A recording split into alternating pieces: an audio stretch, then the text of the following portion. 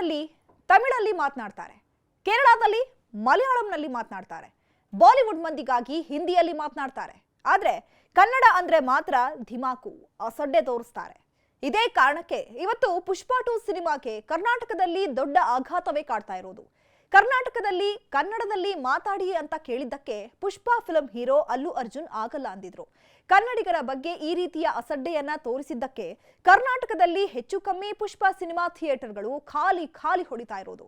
ಇದೊಂದೇ ಕಾರಣ ಅಲ್ಲ, OTT ಯಂತಹ ಮೆಗಾ ಪ್ಲಾಟ್ಫಾರ್ಮ್ಗಳು ಇದ್ದಾಗಲೂ ಥಿಯೇಟರ್ನಲ್ಲಿ ಟಿಕೆಟ್ ದರ 1,000ದಿಂದ 2,000ದವರೆಗೆ 3,000ದವರೆಗೆ ಪುಷ್ಪ ಟೀಮ್ ಮಾಡಿದ್ದು ಇನ್ನೊಂದು ಹೊಡೆತ ಕೊಟ್ಟಿದೆ. ಇದೇ ಕಾರಣಕ್ಕಾಗಿನೇ ಇವತ್ತು ಪುಷ್ಪ ಸಿನಿಮಾ ಕರ್ನಾಟಕದ ಥಿಯೇಟರ್ಗಳಲ್ಲಿ ಅರೆಬರೆ ಪ್ರೇಕ್ಷಕರಿಂದ ಓಡ್ತಿರೋದು. ಒಟ್ನಲ್ಲಿ ಒಂದು ಕಡೆ ಕನ್ನಡಿಗರ ಮೇಲಿನ ಅಸಡ್ಡೆ, ಇನ್ನೊಂದು ಕಡೆ ತಲೆ ಮೇಲಿನ ಟಿಕೆಟ್ ರೇಟ್ನಿಂದಾಗಿ ಕರ್ನಾಟಕದಲ್ಲಿ ಅಲ್ಲು ಅರ್ಜುನ್, ರಶ್ಮಿಕಾ ಮಂದಣ್ಣ, ಶ್ರೀಲೀಲಾ ಮುಖ್ಯ ಭೂಮಿಕೆಯಲ್ಲಿ ನಟಿಸಿರೋ 400 ಕೋಟಿ ಬಜೆಟ್ ಸಿನಿಮಾ ಕೂಡ ಅಷ್ಟಕ್ಕಷ್ಟೇ ಅನ್ನೋ ರೀತಿ ಆಗಿರೋದು.